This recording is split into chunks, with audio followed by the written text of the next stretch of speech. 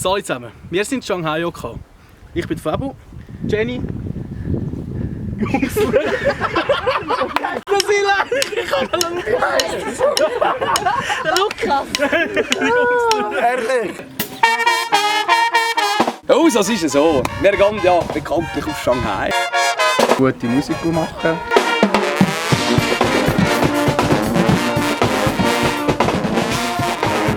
Wir haben eine Einladung bekommen vom Shanghai Boashang International Folks and Art Festival.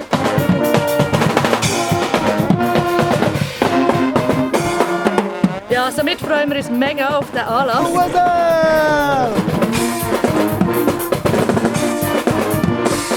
Durchgehen und einfach eine geile Kilbe anzuzehren. Ums Frick, wer Wind.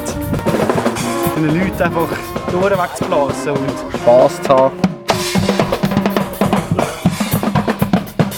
Und etwas können zu erreichen im Leben.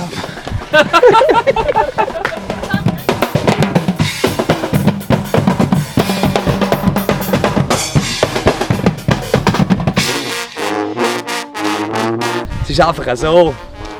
Wir brauchen noch ein bisschen Geld, dass wir hinkommen.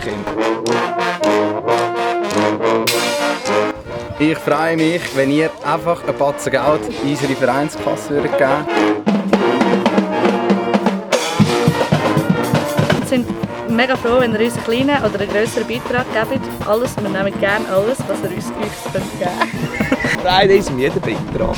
Es gibt coole Gegenangebote, vom warmen Händedruck bis zu der ganzen Gucke, die zu dir spielen kann. endlich mache ich Quack.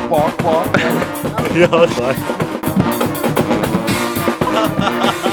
Wir haben es immer lässig miteinander. Und das als Gucken zu erleben, das muss ein einmaliges Erlebnis sein. Das müssen wir einfach machen.